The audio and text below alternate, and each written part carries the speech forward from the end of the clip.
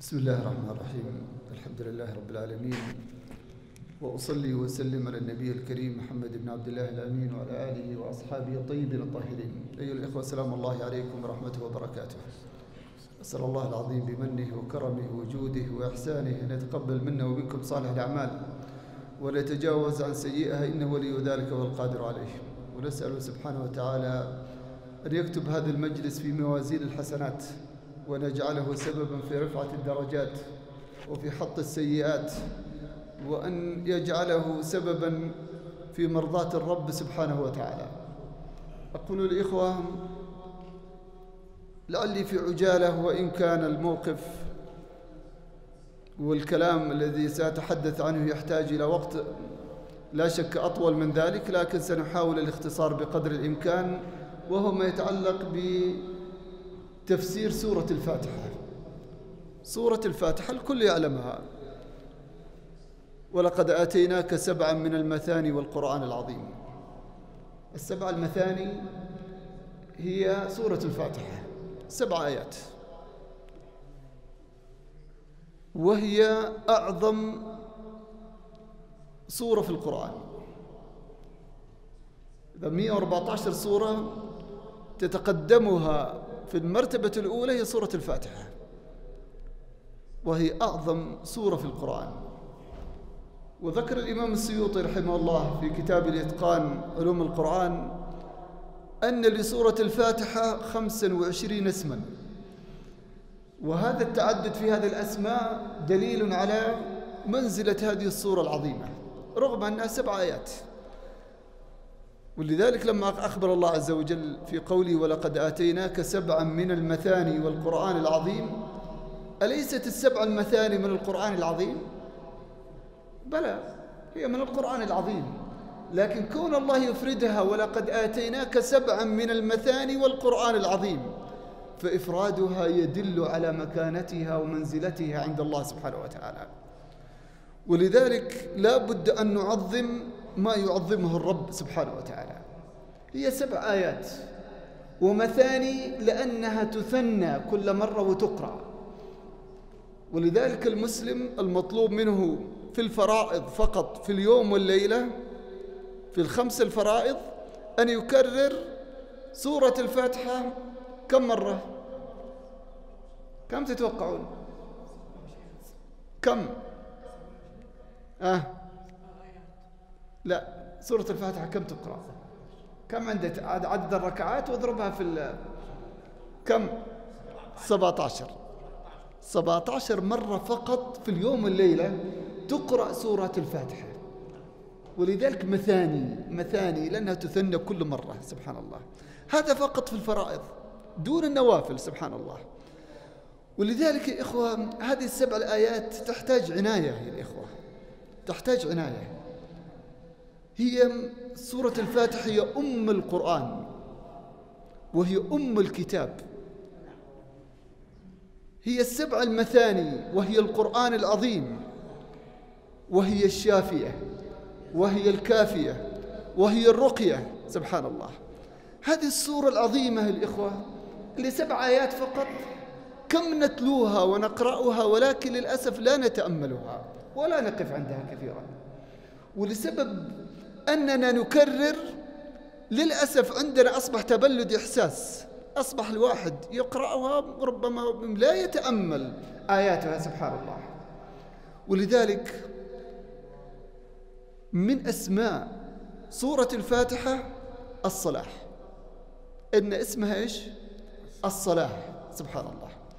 ولذلك ورد من حديث أبي هريرة رضي الله عنه في صحيح مسلم، قال النبي صلى الله عليه وسلم: قال الله تعالى، إذن حديث قدسي، قال الله تعالى: قسمت الصلاة بيني وبين عبدي نصفين.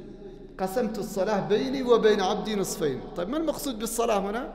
قسمت الصلاة بيني وبين عبدي نصفين، فإذا قال العبد الحمد لله رب العالمين، قال الله: حمدني عبدي. شوف كيف الحوار هذا والنداء والرد بين الرب وبين العبد. سبحان الله. إذا قلت الحمد لله رب العالمين، ترى الله ينصب وجهه أمامك سبحانه وتعالى، ثم يقول لك بعد ما تقول الحمد لله رب العالمين يقول حمدني عبدي. فإذا قال العبد الرحمن الرحيم قال أثنى علي عبدي. إذا قلت مالك يوم الدين قال الله عز وجل مجدني عبدي. فإذا قال العبد إياك نعبد وإياك نستعين قال الله هذا بيني وبين عبدي ولعبدي ما سأل. أنا وصلت المنتصف. فإذا قال العبد اهدنا الصراط المستقيم صراط الذين أنعمت عليهم غير المغضوب عليهم ولا الضالين قال الله هذا لعبدي ولعبدي ما سأل. لا إله إلا الله يا إخوة. لو أنك تتأمل أيها المسلم أيها العبد الذي تتعبد الله سبحانه وتعالى أن الله يخاطبك، أن الله يرد عليك. كلما قرأت سورة الفاتحة آية الله يرد عليك سبحانه في عليائه. فلذلك لابد أن تتصور هذا الخطاب الإلهي بينك أيها العبد وبين الرب السيد سبحانه وتعالى. في كل صلاة تقرأ في هذه السورة العظيمة لابد أن تتأمل.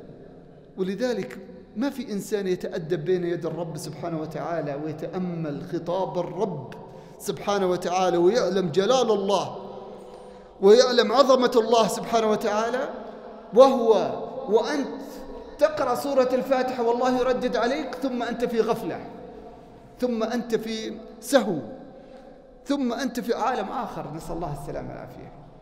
ولذلك يا إخوة يستوجب عليك كلما تأملت مثل هذا الحديث القدسي أنك فعلا نعيد حساباتنا خاصة في تلاوتنا وقراءتنا لسورة الفاتحة، وخاصة في الصلاة يا أخوة، خاصة إذا نصبت قدميك للرب سبحانه وتعالى وأقدمت الله أكبر، وأنت المفترض تعظم الله سبحانه وتعالى بقلبك قبل جوارحك، أن ليس هناك أكبر من الله. فلذلك إذا بدأت بعد أعوذ بالله من الشيطان الرجيم بسم الله الرحمن الرحيم الحمد لله رب العالمين، يقول أهل العلم الحمد لله تفيد الاستقراق في اللغة، تفيد الاستقراق. ولذلك الحمد يفيد استقراق جميع أنواع المحامد والذي لا يستحقها إلا الرب سبحانه وتعالى.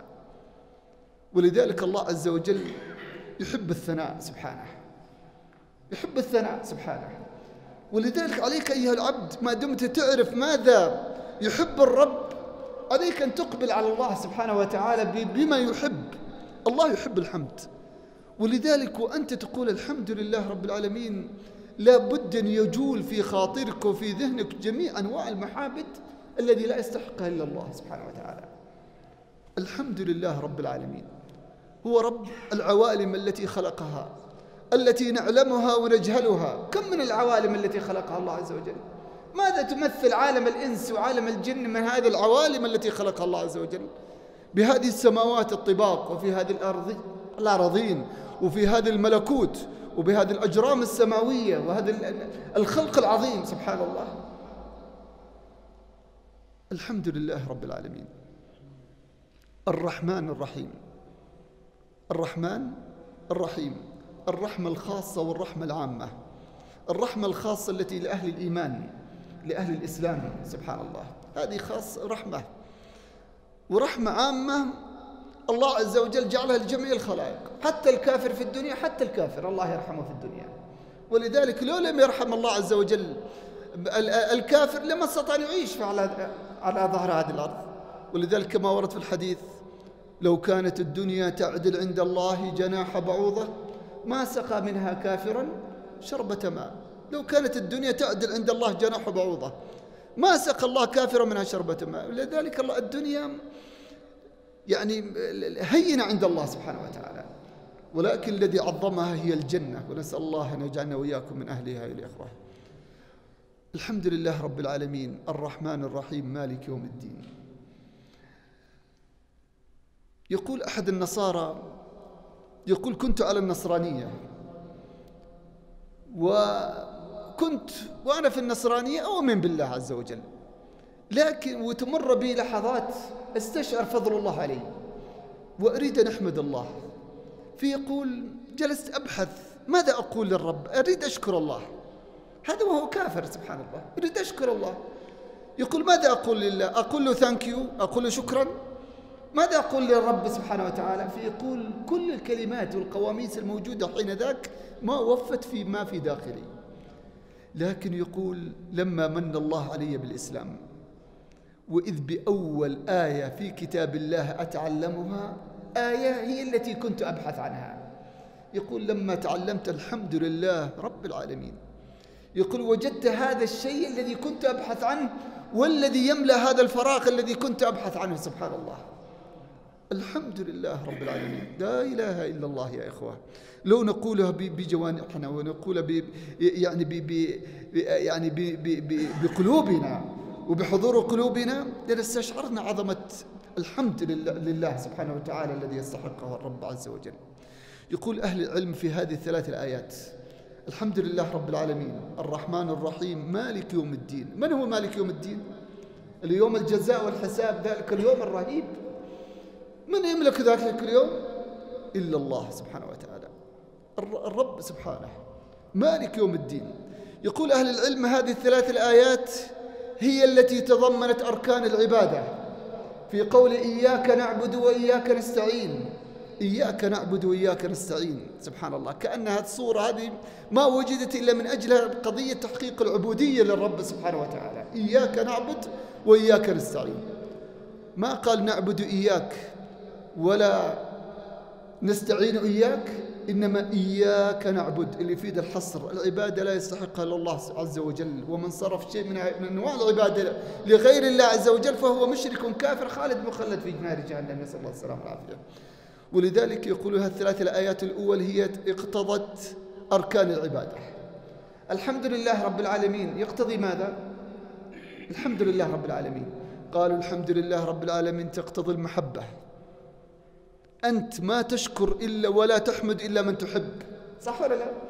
ما تشكر ولا تحمد إلا من تحب، والذي يستحق الحمد الحقيقي هو الله، ولذلك لا يستحق المحبة الحقيقية إلا الرب سبحانه وتعالى.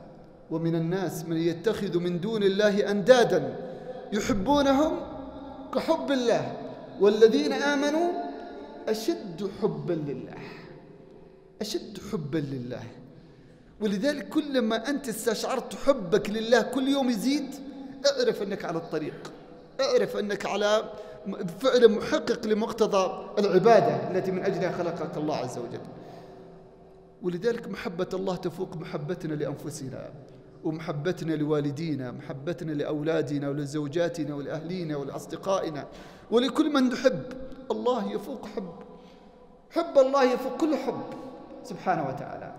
لذلك يقول الحمد لله رب العالمين يقتضي المحبة. الرحمن الرحيم ايش يقتضي؟ لما تذكر رحمة الله يقتضي ايش؟ قالوا يقتضي الرجاء، عندك ترجو ما عند الله. مالك الملك سبحانه وتعالى ترجو، الذي خزائنه ملأ سبحانه وتعالى، ملك السماوات والأرض، الذي كلما أنفق فهو الغني سبحانه وتعالى، خزائنه لا تنفد أبدا سبحان الله. ولذلك إذا تعلقت فاركن إلى ركن شديد وهو ركن الرب، ركن الله عز وجل. ولذلك نرجو ما عند الله سبحانه وتعالى، ورحمته سبقت غضبه سبحانه وتعالى، فنرجو رحمته، نرجو جنته، نرجو أن يرضى عنا سبحانه وتعالى. فلذلك قالوا الرحمن الرحيم تقتضي إيش؟ الرجاء. طيب مالك يوم الدين إيش يقتضي؟ مالك يوم الدين تتذكر مالك يوم الدين يقتضي إيش؟ قال يقتضي الخوف من الله، الخوف من الله. مالك يوم الدين احنا نغفل ترى وننسى مالك يوم الدين، صح ولا لا؟ كثيرا ما ننسى مالك يوم الدين. ليش؟ ننشغل بالدنيا لكن ما ننسى مالك يوم الدين، ذلك اليوم الرهيب. ولذلك من مات كما يقول أهل العلم من مات قامت قيامته، خلاص ترى من يوم تموت بدأت أحداث القيامة، تبدأ بالبرزخ وأنت في مكتك إلى يأتي المحشر، وثم تبدأ في سلسلة. نسأل الله عز وجل أن يعصمنا وإياكم، أن يرحمنا عز وجل برحمته وأن يعصمنا من الفتن. ولذلك يقول أهل العلم ما تتحقق العبادة بهذه الثلاثة أركان: بالمحبة وبالرجاء وبالخوف من الله سبحانه وتعالى. ولذلك من عبد الله بالمحبة كما تقول الصوفية، من عبد الله عز وجل بالمحبة فهو مبتدع، ومن عبد الله عز وجل بالرجاء كالمرجئة فهو مبتدع، ومن عبد الله عز وجل بالخوف كالخوارج فهو مبتدع. والمذهب مذهب أهل السنة والجماعة. ولذلك تقول بعدها: إياك نعبد وإياك نستعين اهدنا الصراط المستقيم. اهدنا الصراط المستقيم، الصراط هذا الصراط المستقيم الذي ما ينعم الله عز وجل به إلا على النبيين والصديقين والشهداء والصالحين وحسن أولئك رفيقا. هذا الذي ينعم الله عز وجل عليهم بأن يهديهم صراطه المستقيم. ومن يهداه صراط المستقيم اهتدى لمذهب أهل السنة والجماعة. ولذلك مذهب أهل السنة والجماعة لا تتحقق العبادة إلا بهذه الثلاثة أركان. ويقولون: مثل المؤمن كمثل الطائر، له جناحان وله رأس. الرأس هو المحبة وهو أعظم ركن، والجناحان هما الرجاء والخوف. ولا يستقيم طيران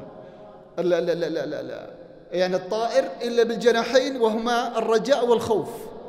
وإذا انعدمت المحبة انعدم الرأس وانعدمت الحياة أساسا. سبحان الله.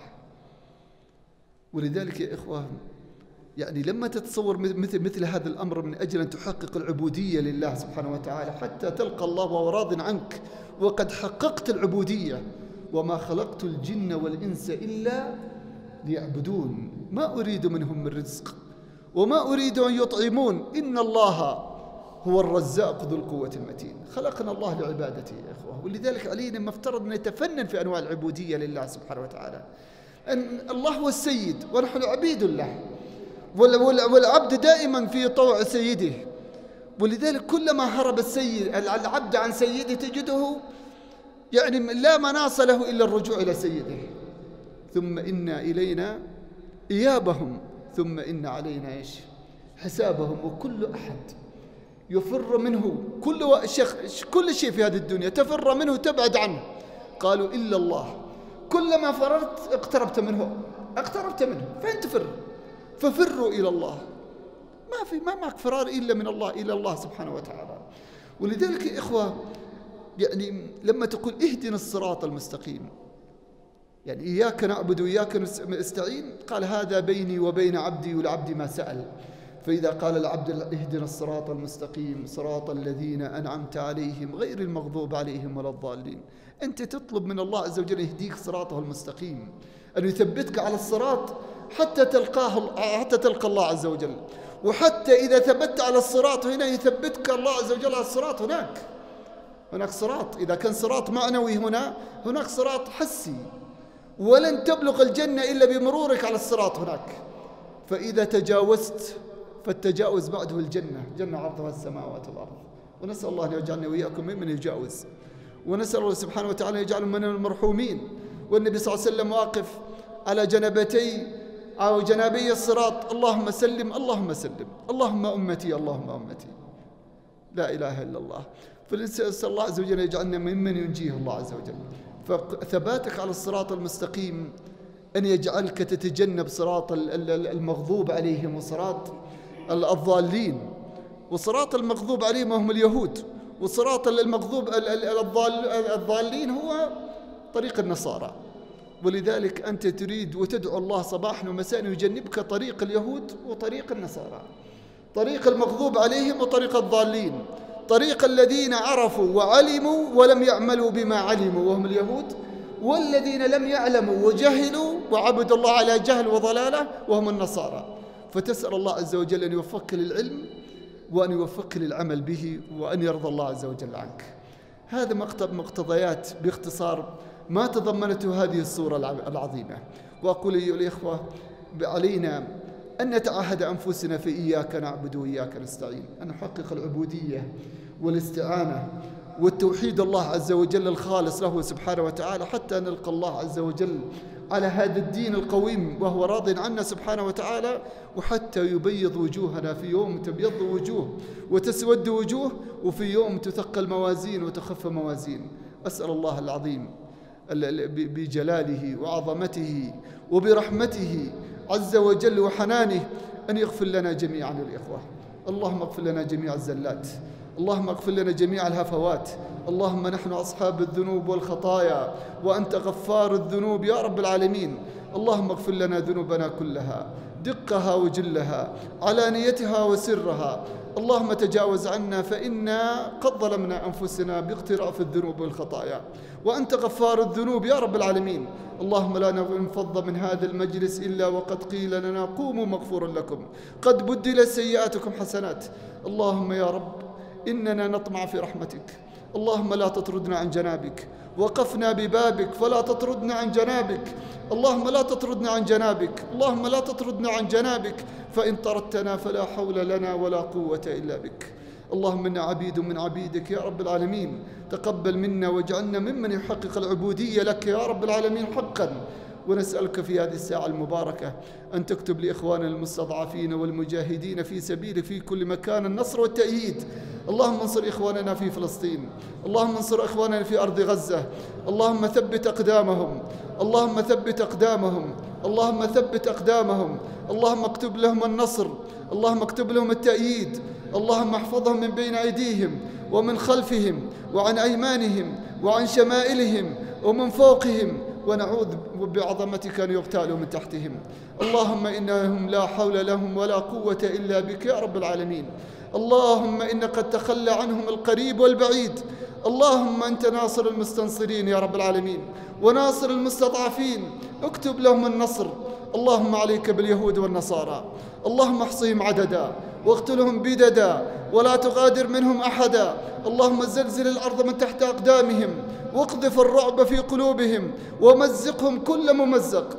اللهم مزق شملهم، اللهم مزقهم كل ممزق. اللهم نكس راياتهم، اللهم نكس راياتهم ولا تقم لهم دولة. اللهم ولا تقم لهم شأن. اللهم كل من وقف معهم يا رب العالمين أرنا فيهم عجائب قدرتك وعظيم صنيعك. اللهم جمد الدماء في عروقهم، اللهم زلزل الأرض من تحت أقدامهم واقذف الرعب في قلوبهم ومزقهم كل ممزق يا رب العالمين. واضرب الظالمين بالظالمين واخرج إخواننا من بينهم سالمين غانمين يا رب العالمين. إنك على كل شيء قدير وبالإجابة جدير. هذا والله أعلى وأجل وأكرم، وصلى الله على نبينا محمد. جمعية الدعوة والإرشاد وتوعية الجاليات بأبها، بالدعوة نحيا.